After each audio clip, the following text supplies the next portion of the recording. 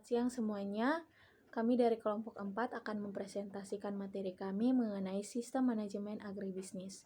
Perkenalkan, nama saya Maria Indah Geraldini Guna selaku pemateri pertama. A. Upstream agribisnis atau subsistem manajemen pengadaan bahan baku agribisnis. Sebelum melakukan proses produksi baik di lahan maupun di perusahaan atau agroindustri, terlebih dahulu dilakukan proses pengadaan bahan baku, di mana sistem tersebut merupakan upstream agribisnis atau hulu input untuk kegiatan industri yang menghasilkan saprodi atau sarana produksi pertanian primer berupa industri agrokimia atau pupuk dan pestisida, industri agrootomotif atau mesin dan peralatan pertanian, dan industri pembenihan dan pembibitan. Untuk proses produksi di lahan dapat menggunakan faktor-faktor produksi seperti lahan, tenaga kerja, modal, serta manajemen. Sedangkan di perusahaan agribisnis melakukan manajemen stok seperti pembelian dan penyimpanan bahan baku, serta pengolahan persediaan. Manajemen pengadaan bahan baku atau stok agribisnis adalah pengadaan pembelian, kemudian menyimpan di gudang untuk sementara waktu sebelum bahan baku tersebut digunakan. Selain itu, digunakan juga sistem persediaan atau inventory. 1. Pembelian bahan baku.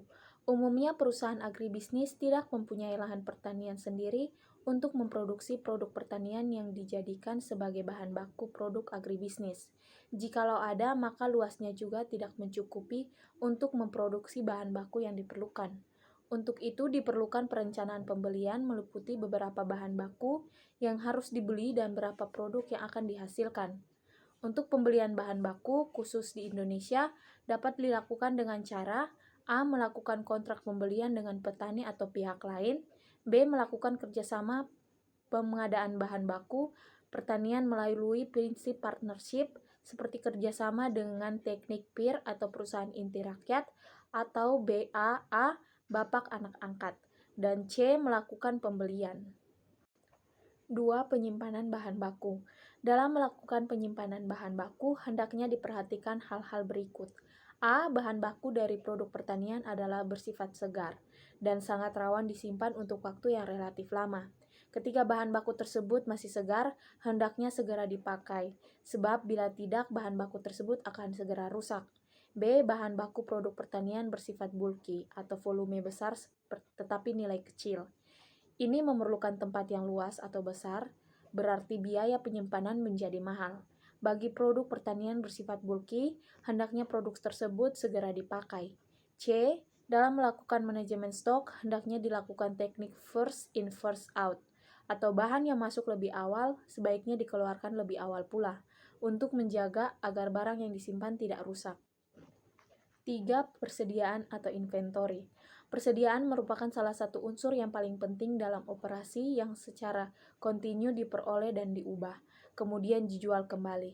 Persediaan atau inventory menurut Langkuti ditunjukkan untuk mengantisipasi kebutuhan permintaan. Permintaan tersebut meliputi persediaan bahan mentah, barang dalam proses, barang jadi atau produk akhir, bahan-bahan pembantu atau pelengkap, dan komponen-komponen lain yang menjadi bagian keluaran produk perusahaan. Setiap jenis persediaan memiliki sifat atau karakteristik tersendiri dan cara pengolahan yang berbeda. Persediaan dapat dibedakan atas: yang pertama, persediaan bahan baku atau raw material inventory, yaitu persediaan yang berupa barang berwujud, contohnya pada upstream atau on-farm, seperti bibit dan benih, sedangkan pada downstream atau off-farm, seperti beras dan gandum. Yang kedua, persediaan bahan dalam proses atau setengah jadi, atau work in process inventory, yaitu persediaan barang-barang yang merupakan keluaran dari tiap-tiap bagian dalam proses produksi agribisnis yang telah diolah menjadi suatu bentuk, tetapi masih perlu diproses lebih lanjut menjadi barang jadi, seperti tepung terigu dan tepung gandum. 3. Persediaan barang jadi atau finished goods inventory, yaitu persediaan barang-barang yang telah selesai diproses atau diolah dalam pabrik dan siap untuk dijual atau dikirim ke pelanggan seperti roti dan mie instan. 4.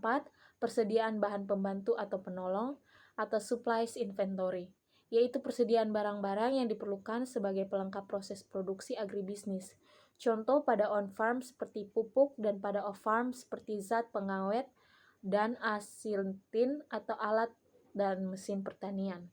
Yang kelima, persediaan komponen rakitan atau push part components inventory, yaitu persediaan barang yang terdiri dari komponen-komponen yang diperoleh dari perusahaan lain di mana secara langsung dapat dirakit menjadi suatu produk, contohnya packing atau kaleng, plastik, dan kardus. B. On-farm agribisnis atau subsistem manajemen produksi agribisnis. Produksi hasil pertanian atau on-farm atau proses agribisnis. Agribisnis production factor. Hasil pertanian sering disebut sebagai korbanan produksi agribisnis karena faktor produksi tersebut dikorbankan untuk menghasilkan produksi agribisnis. Dalam bahasa Inggris, faktor produksi agribisnis disebut pula agribisnis input. Oleh karena itu, untuk menghasilkan suatu produk, maka perlu hubungkan antara faktor produksi agribisnis atau input dan produk atau output agribisnis. Menurut Sukawati, hubungan antara input dan output disebut dengan faktor relationship atau FR. Secara matematik dapat dituliskan dengan menggunakan analisis fungsi produksi Cobb-Douglas. Fungsi produksi Cobb-Douglas adalah suatu fungsi atau persamaan yang melibatkan dua atau lebih variabel. Dalam praktik-praktik faktor yang mempengaruhi produksi dibedakan menjadi dua kelompok, yaitu 1. Faktor biologi seperti lahan pertanian dengan macam dan tingkat kesuburannya, bibit, varietas pupuk, obat-obatan, gulma, dan sebagainya. 2. Faktor sosial ekonomi seperti biaya produksi, harga tenaga kerja, tingkat pendidikan, tingkat pendapatan, risiko dan ketidakpastian, tersedianya kredit, dan sebagainya. Namun demikian pula sering ditemui adanya berbagai kendala dalam proses produksi peningkatan produksi pertanian. Perkenalkan, nama saya Anastasia, saya akan melanjutkan presentasinya. Yang berikut ada perencanaan atau planning. Manajemen produksi agribisnis memerlukan perencanaan yang cermat dalam melakukan penanaman dalam usaha tani seperti usaha tanaman pangan, hortikultura, perkebunan, serta pemeliharaan dalam usaha peternakan dan kehutanan, serta usaha penangkapan dan budidaya ikan pada nelayan dan petambak. Kemudian, siapa yang akan melaksanakan kegiatan tersebut dan membutuhkan beberapa bibit, benih, pestisida, dan juga pupuk. Selanjutnya ada pengorganisasian atau organizing. Pengorganisasian merupakan proses menciptakan hubungan-hubungan antara komponen-komponen organisasi agar kegiatan diarahkan pada perencanaan tujuan organisasi agribisnis. Komponen-komponen yang dimaksud adalah pekerjaan yang harus dilakukan oleh orang dan alat-alat yang dipergunakan untuk menjalankan pekerjaan. Selanjutnya ada pengarahan atau directing. Directing dalam produksi agribisnis merupakan fungsi manajemen yang dapat berfungsi bukan saja agar karyawan melaksanakan atau tidak melaksanakan kegiatan produksi, melainkan dapat pula mengkoordinasi kegiatan produksi agribisnis berbagai unsur agar efektif tertuju kepada realisasi tujuan yang ditetapkan sebelumnya. Selanjutnya ada pengawasan atau controlling. Fungsi manajemen produksi yang terakhir adalah pengawasan kegiatan produksi. Pengawasan produksi dapat dilakukan pada saat mulai penanaman, proses produksi, panen, dan pasca panen, tanaman hortikultura, pangan, perkebunan, dan kehutanan, agar proses tersebut dapat berjalan sesuai dengan rencana yang sudah diterapkan sebelumnya, sebab apabila terjadi kesalahan-kesalahan prosedur lapangan, maka dapat dengan segera diperbaiki agar lebih efektif dan efisien. Selanjutnya, downstream atau off-farm agribisnis. Itu yang pertama, subsistem manajemen pengolahan hasil pertanian atau agroindustri. Pada hakikatnya, pengolahan hasil merupakan bagian dari produksi. Dalam proses menghasilkan bahan baku atau segar, on-farm digunakan istilah produksi pertanian, sedangkan menghasilkan bahan setengah jadi atau barang jadi atau off-farm digunakan istilah pengolahan atau agroindustri. Pengolahan hasil pertanian merupakan komponen kegiatan agribisnis untuk menghasilkan produk sekunder atau off-farm setelah produksi pertanian primer atau on-farm. Banyak pula petani yang tidak dapat melaksanakan pengolahan hasil yang disebabkan oleh berbagai hal, padahal disadari bahwa kegiatan pengolahan dianggap penting karena dapat meningkatkan nilai tambah. Sukartawi pada tahun 2000 mengatakan ciri-ciri dari agroindustri yang berkelanjutan adalah, yaitu yang pertama, produktivitas dan keuntungan dapat dipertahankan atau ditingkatkan dalam waktu efek yang relatif lama sehingga memenuhi kebutuhan manusia pada masa sekarang atau masa mendatang. Yang kedua, sumber daya alam, khususnya sumber daya pertanian yang menghasilkan bahan baku agroindustri yang dapat dipelihara dengan baik dan bahkan terus ditingkatkan karena berkelanjutannya agroindustri tersebut sangat tergantung dari tersedianya bahan baku. Dan yang terakhir, dampak negatif dari adanya pemanfaatan sumber daya alam dan adanya agroindustri dapat diminimalkan. Yang berikut, yang kedua, subsistem manajemen pemasaran agribisnis, yang terdiri dari yang pertama, pasar agribisnis. Definisi pasar sebagai produsen atau penjual adalah sebagai tempat untuk menjual barang-barang atau jasa yang dihasilkan. Konsumen atau pembeli mendefinisikan pasar konsumen sebagai tempat membeli barang-barang dan jasa-jasa sehingga konsumen tersebut dapat memenuhi kebutuhan dan keinginannya. Sedangkan sebagai lembaga pemasaran, pasar merupakan fungsi-fungsi pemasaran tertentu sehingga lembaga pemasaran dapat keuntungan. Yang kedua, pemasaran agribisnis. Pemasaran merupakan kegiatan manusia yang diarahkan pada usaha memuaskan keinginan dan kebutuhan melalui proses pertukaran menurut Radiosuno pada tahun 1983. Sedangkan menurut Berlin dan Wolverton pada tahun 1991, pemasaran adalah semua kegiatan bisnis yang membantu kebutuhan konsumen dengan mengkoordinasi aliran barang dan jasa dari produsen ke konsumen atau pengguna. Pemasaran pertanian adalah proses aliran komoditas yang disertai perpindahan hak milik dan penciptaan guna waktu, guna tempat, dan guna bentuk yang dilakukan oleh lembaga-lembaga pemasaran dengan melaksanakan salah satu atau lebih fungsi-fungsi pemasaran menurut Sudiono pada tahun 2002. Selanjutnya ada supporting system atau subsistem jasa pendukung. Untuk terlaksananya sistem agribisnis dibutuhkan pendukung-pendukung seperti financial industry, yaitu bank agribisnis dan koperasi agribisnis, infrastruktur atau prasarana dan sarana, human resource dan natural resource, research dan development, layanan informasi agribisnis, konsultan atau penyuluh, serta kebijakan pemerintah atau moneter dan fiskal. Yang pertama, financial industry, yang terdiri dari satu, bank agribisnis. Bank merupakan suatu Bank merupakan suatu badan yang bertujuan selain sebagai tempat penyimpanan uang, juga memberikan kredit baik dengan mengedarkan alat-alat penukaran yang berupa uang kertas maupun uang giral. Ditinjau dari fungsinya, bank sebagai tempat untuk mengumpulkan dana dari masyarakat dan menyalurkan kembali kepada masyarakat yang membutuhkannya.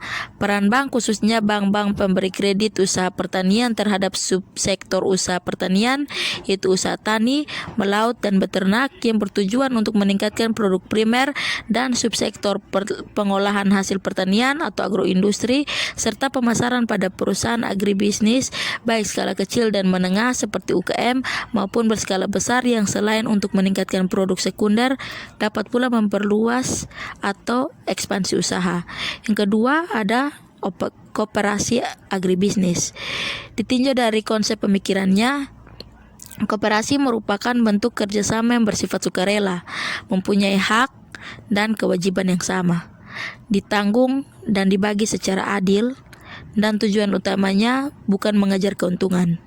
Untuk itu, hadirnya koperasi agribisnis untuk petani, nelayan, dan peternak dapat menghindari sistem usaha agribisnis yang dapat merugikan petani dan nelayan, karena koperasi tersebut dapat membantu menyediakan barang-barang konsumsi yang dibutuhkan oleh para anggotanya, juga memproses bahan baku menjadi bahan setengah jadi dan barang jadi, membantu memasarkan barang-barang yang mereka hasilkan, serta memberikan kredit untuk meningkatkan usahanya.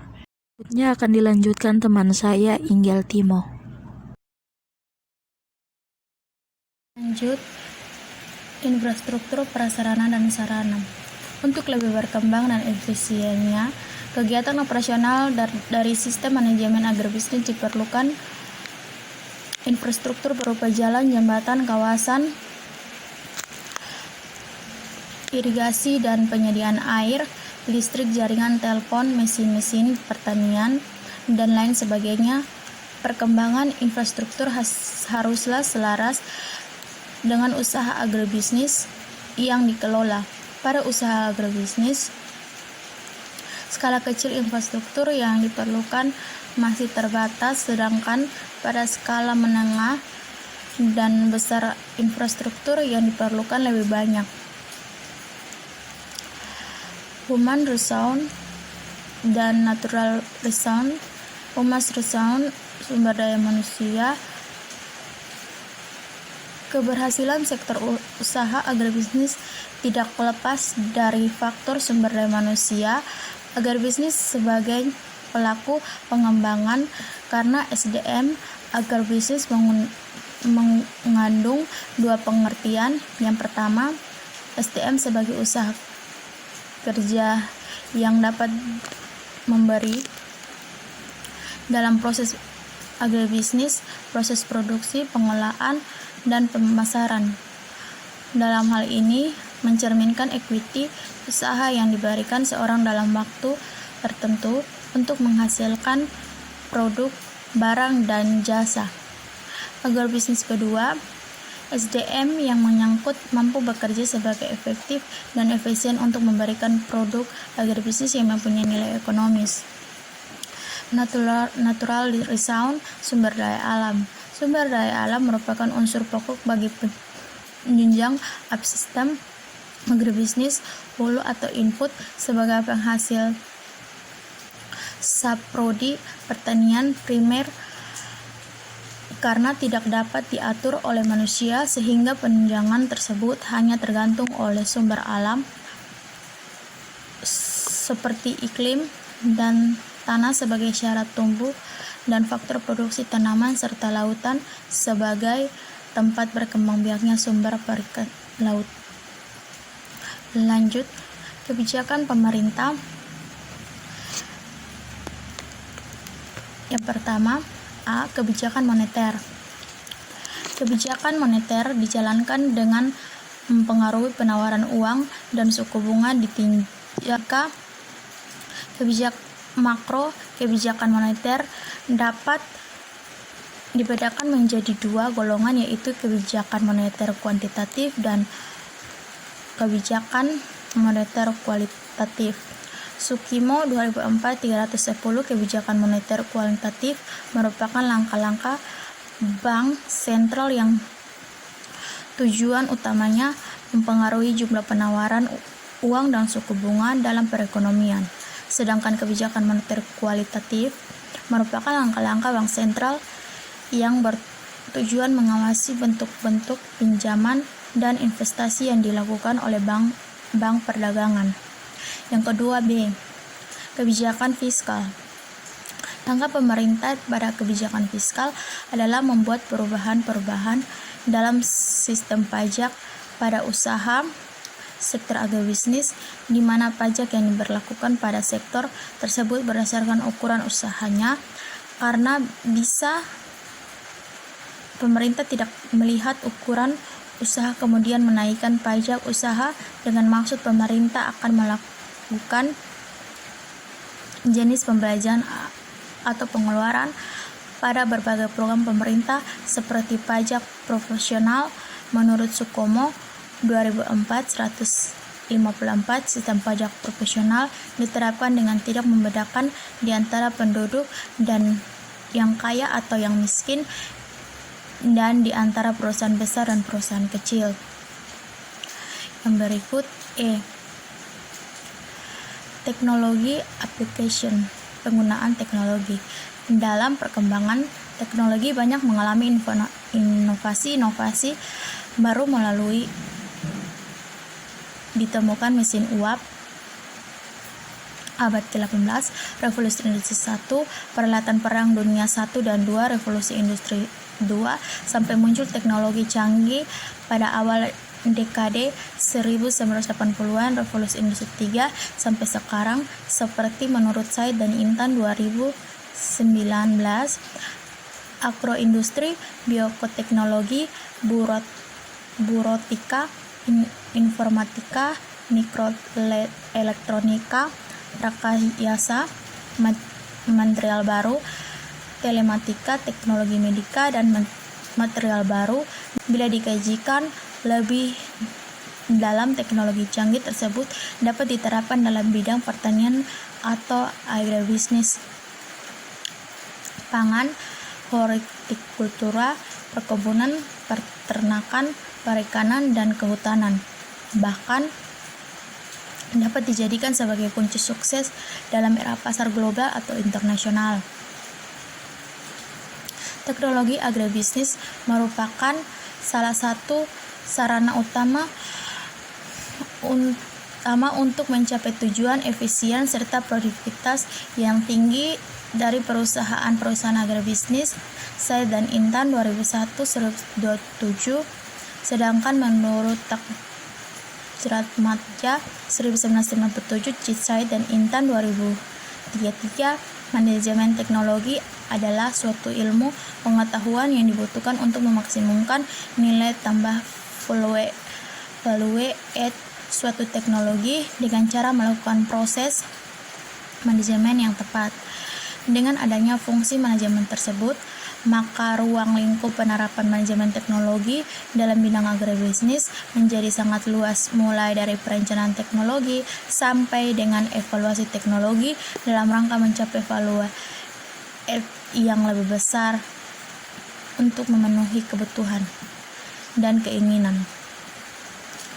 Manajemen teknologi agribisnis merupakan aktivitas kegiatan pada setiap subsistem agribisnis, subsistem input, subsistem proses, subsistem output, dan supporting institution yang dapat menerapkan fungsi-fungsi manajemen planning, organizing, realization, controlling, dan evaluasi, serta terpadu berdasarkan tujuan yang sudah ditetapkan.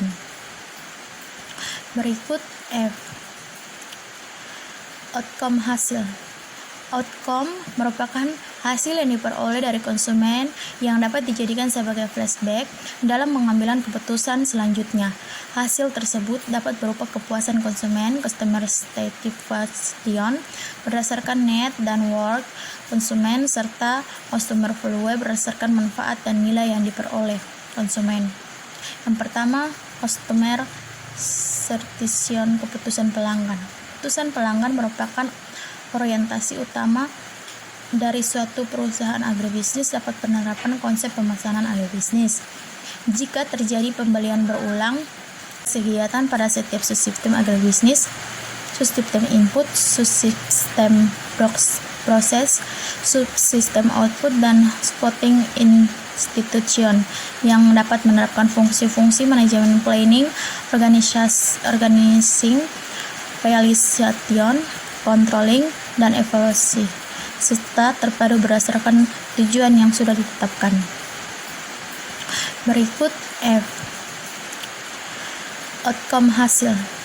Outcome merupakan hasil yang diperoleh dari konsumen yang dapat dijadikan sebagai flashback dalam pengambilan keputusan selanjutnya. Hasil tersebut dapat berupa kepuasan konsumen, customer satisfaction, berdasarkan net dan worth konsumen, serta customer value berdasarkan manfaat dan nilai yang diperoleh konsumen. Yang pertama, customer satisfaction, keputusan pelanggan. Keputusan pelanggan merupakan orientasi utama dari suatu perusahaan agribisnis dapat penerapan konsep pemesanan agribisnis. Jika terjadi pembelian berulang, maka konsumen dapat dikatakan puas terhadap produk tersebut. Dalam era persaingan, perusahaan-perusahaan agribisnis harus dapat menetapkan kepuasan pelanggan sebagai tujuan utama. Hal ini tercermin dari Semakin banyak perusahaan menyertakan komitmennya melalui visi dan misi dengan menyampaikan barang dan jasa berkualitas serta harga bersaing. Selain dapat terciptanya keputusan pelanggan, juga dapat memberikan manfaat pelanggan itu sendiri. Yang kedua, nilai dan manfaat bagi pelanggan. Di dalam lingkungan agribisnis, customer memegang kendali agribisnis. Paradigma value memfokuskan semua sumber daya yang dikuasai oleh organisasi atau perusahaan agribisnis untuk menghasilkan value untuk menemukan kebutuhan customer, sehingga semua proses agribisnis menghasilkan value bagi customer. Customer value merupakan manfaat atau nilai yang didapat oleh konsumen yang diperoleh dari produk agribisnis merupakan barang dan jasa. Jadi bukan hanya kepuasan yang diperoleh, tapi manfaat juga dapat diperoleh. Misalnya agribisnis pangan dan mengkonsumsi produk pangan akan mendapatkan kepuasan dan manfaat memenuhi kebutuhan tubuh. Sekian dari presentasi kami. Jika ada pertanyaan, kritik maupun saran yang membangun, teman-teman bisa langsung komen di bawah. Terima kasih.